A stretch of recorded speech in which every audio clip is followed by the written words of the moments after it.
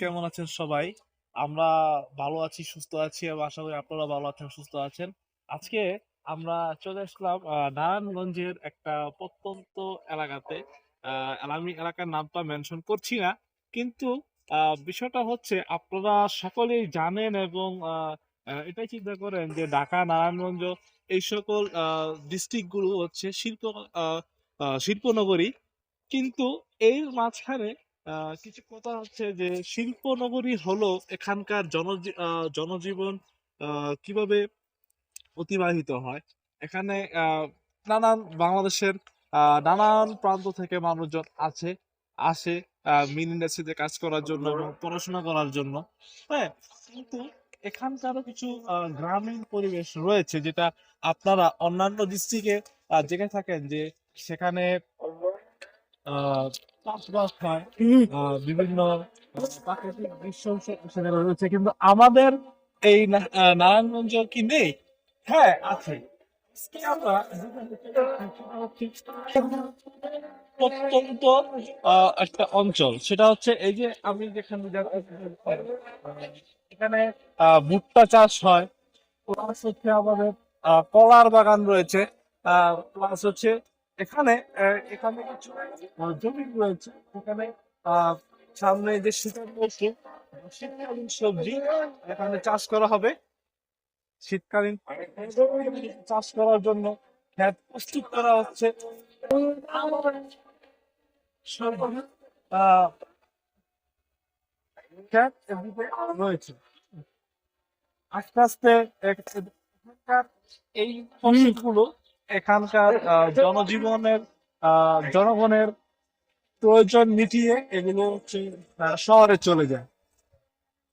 এখানে স্থানীয় মানুষের একটা ভালো দিক হচ্ছে তারা নিজেরা লাগাচ্ছে এবং লাগানোর পরে তারা তাদের যেই আহ, আশেপাশের এলাকাগুলো রয়েছে সেখানে তারা তাদের এই লাগানো পণ্যগুলি বা কাঁচামালগুলি সেখানে তারা বিক্রয় করে থাকে। এক্ষেত্রে এখানকার স্থানীয় সবজি খাওয়ার কারণে এখানকার স্থানীয় লোকের বাসা বলে যে দেশি খাবার, দেশি পণ্য। এখান দিয়ে যতটুকু দূরত্ব যাবেন, যতটুকু যাবেন,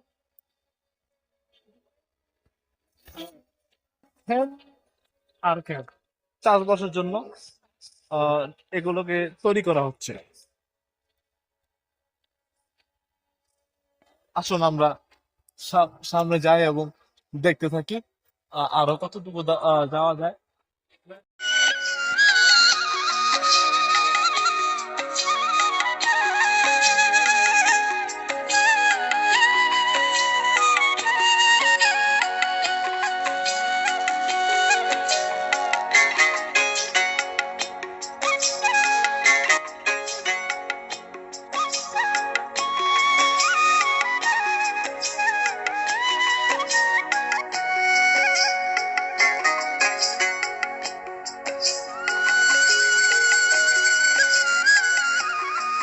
আচ্ছা, এখন আমরা তো আপনাদেরকে দেখালাম যে ক্ষেতগুলো কিভাবে তৈরি করা হচ্ছে।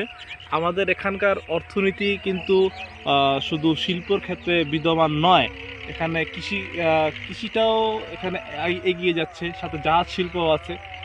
এখন আমরা আমাদের এক প্রান্তিক ভাইয়ের সাথে আমরা কিছু আলোচনা করব, সেটা হচ্ছে ভাইজান আপনি একটু বলবেন এই ক্ষেতে কি চাষ করা হয়? এই ক্ষেত্রে মনে করেন এখন বর্তমান আলু চাষ করা হবে। আলু চাষ করা হয়। আলু, জি, আলু চাষ করার পরে আলু উঠানোর পরে এরপর মনে করেন ভুট্টা লাগাবে। ভুট্টা লাগাবে, জি। এটা তো ওই যে ওটাই তো ভুট্টার ক্ষেত্র না? না না, ওটা ভুট্টা না, ওটা ঘাস। ওটা গাছ, ওটা ঘাস খেতে ওই যে গরুর জন্য ঘাস ঘাস লাগাই থাকে। গরুর জন্য গাছ। এটা এইটা মানে বিধবা সিজনাল বা সিজন চেঞ্জ করে হবে, জি জি। সিজন বাই সিজন চেঞ্জ এগুলো হচ্ছে আলু এবং ভুট্টার জন্য প্রস্তুত করা হচ্ছে। আমরা সামনে আরো কিছু আমাদের পয়েন্ট আছে, সেগুলোতে আমরা দেখবো যে ফুলকপি, বাঁধাকপি, তারপর হচ্ছে সিম, আরো অনেক সবজি সেখানে চাষ করা হচ্ছে। শুধু এই শীতকালীন মৌসুমে সেখানে সবজি চাষ করা হয় না, 12 মাস। এবং আপনার ধান থেকে শুরু করে মাছ সব কিছুতেই এই নারায়ণগঞ্জের এই প্রত্যন্ত অঞ্চলটি সবসময় ছিল। এবং এখনো পর্যন্ত তারা আদিকালের যেই সিস্টেম, তাদের যে কৃষি, সেই কৃষিকাজ করে তারা তাদের জীবিকা নির্বাহ করছে। এবং তারা এই এলাকার মানুষজন যে শুধু কৃষিতে নির্ভর তা কিন্তু নয়, তারা শহর কেন্দ্রিক, তারা শহরে তাদের নানান আহ, প্রতিষ্ঠান রয়েছে, যেটা আমরা জানলাম।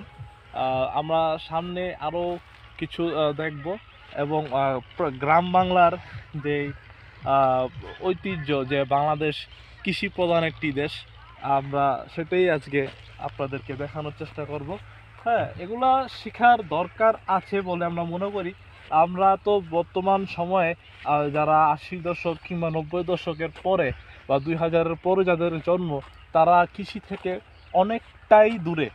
আমরা কৃষি কাজকে তেমন পছন্দ করি না।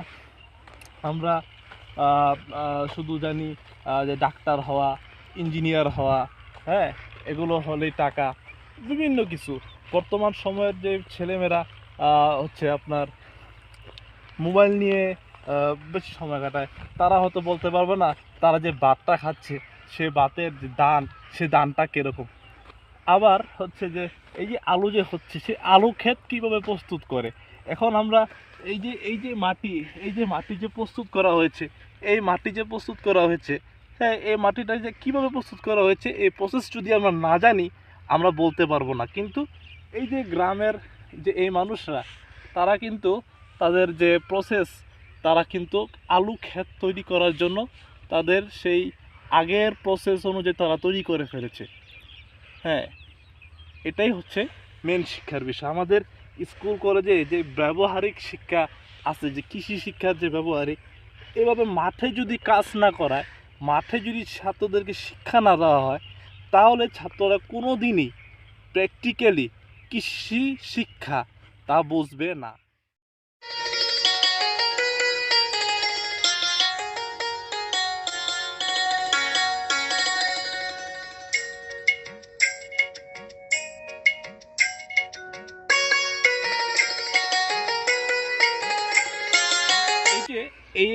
এটি হচ্ছে একটি পাতা। এখন যদি বর্তমান সময়ের ক্লাস 6, 7, 8 কিংবা 9, 10-এর একজন ছেলে মেয়েকে এটা দিয়ে দেখানো হয় যে তুমি এটা বলো তো যে এটা কী পাতা, সে বলবে এটা ভুট্টা গাছের পাতা। বাট এটা ভুট্টা গাছের পাতা নয়, এটা হচ্ছে একটা গাছ, যে গাছ দিয়ে গরুকে খাওয়ানোর জন্য এই এলাকার মানুষ স্থানীয়ভাবে এটাকে প্রোডাকশন করছে। তাদের খামারগুলোতে খাওয়ানোর জন্য, এখন এলাকার আরও কিছু বিশেষত্বগুলোর মধ্যে হচ্ছে এখানকার যারা স্থানীয় কৃষক ভাইয়েরা রয়েছেন, তারা তাদের পণ্য বাহিরে রপ্তানি করেন না। কিন্তু আমাদের বাংলাদেশে বর্তমানে যে 100% যে সবজি উৎপাদন হয়, সবজির মধ্যে 70% বাইরে এক্সপোর্ট, রপ্তানি করে দেওয়া হয়।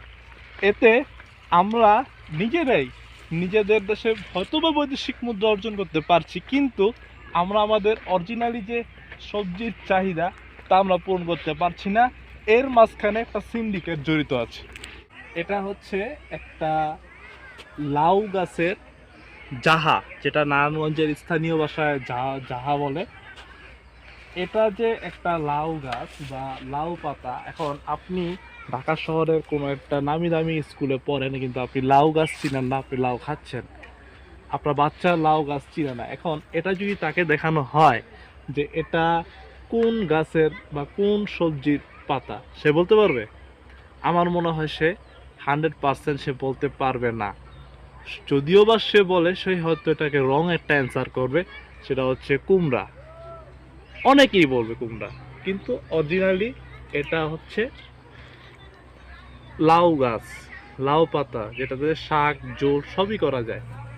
কৃষি শিক্ষার যে ব্যবহারিক যে সকল বিষয়গুলো রয়েছে, এই সকল বিষয়গুলোর মেইন ব্যবহারিক কার্যক্রম খাতা কলমে নয়, এটার মেইন হচ্ছে হাতে কলমে ব্যবহারিকভাবে করা।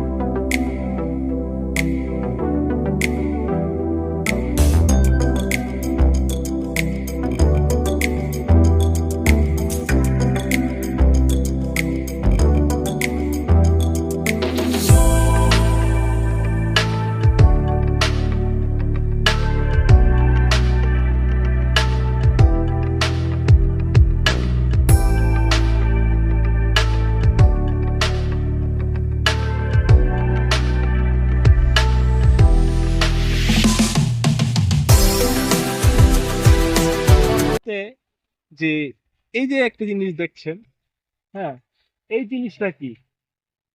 নরমালি আপনি যে চিনবে না বা যার ক্ষেতের সাথে কোনো বা মাটির সাথে কোনো সম্পর্ক নেই, সে বলবে এটা লাল শাকের পাতা।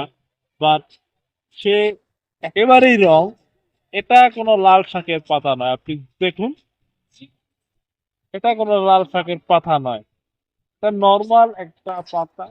এটারও একটা গুণাগুণ রয়েছে, যদি গুণাগুণ নাই থাকতো এটাকে আল্লাহ সৃষ্টি করতো না। কিছুক্ষণ আগে আমরা এই যে একটা জিনিস আমরা বলছিলাম যে মাটি, কৃষি শিক্ষা, এগুলা কি। এখন আমরা যে আলু ক্ষেত দেখে এসেছিলাম, এই আলু আলু ক্ষেত্রে আলুর গাছ কিভাবে হয়। আলুর গাছে কিন্তু উপরে যে পাতা হয় সেটা হচ্ছে আলু শাক, যেটা আলু শাক খাওয়া যায়। আচ্ছা, এখন বলুন তো, এই জিনিসটা কি? এই জিনিসটা কি?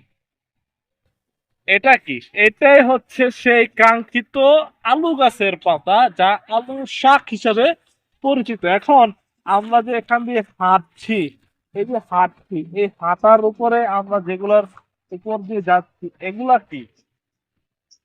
এগুলা কি? এগুলা হচ্ছে আমরা আমরা যে কাশফুল, কাশফুল পুরানো দৃশ্য এটা।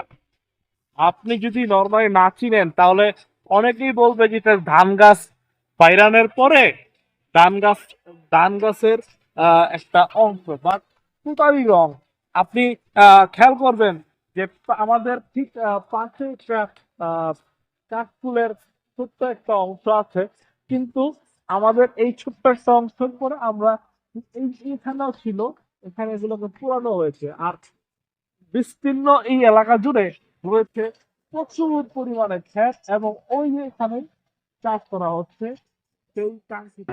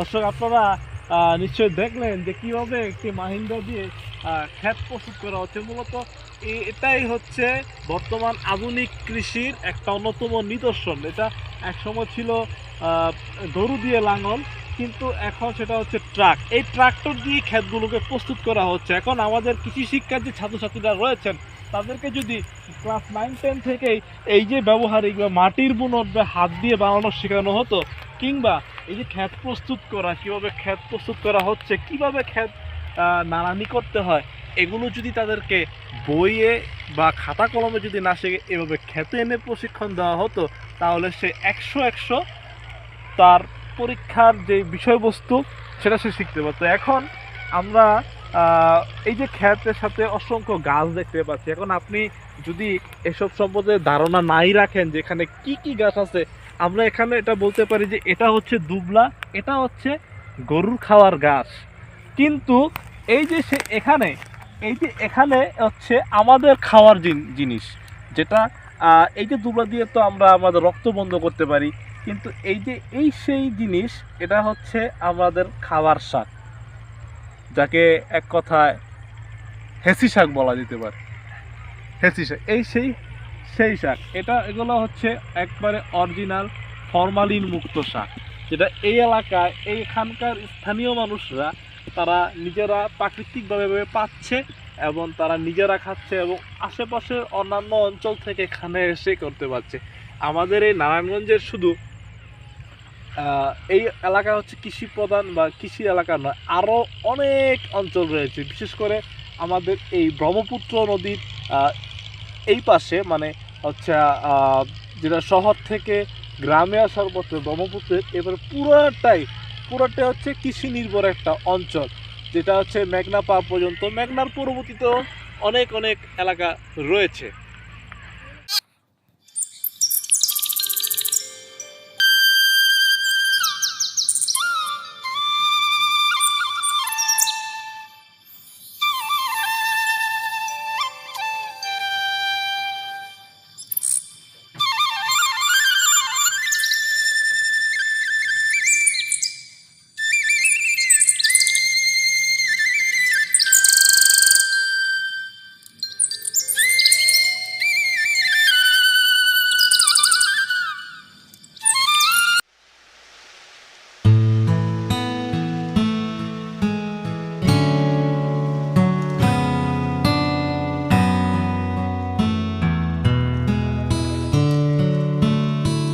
আমরা তো আলু ক্ষেত দেখলাম, আলুর পাতা দেখলাম, তারপর হচ্ছে লাল শাকের মতো একটা জিনিস দেখলাম।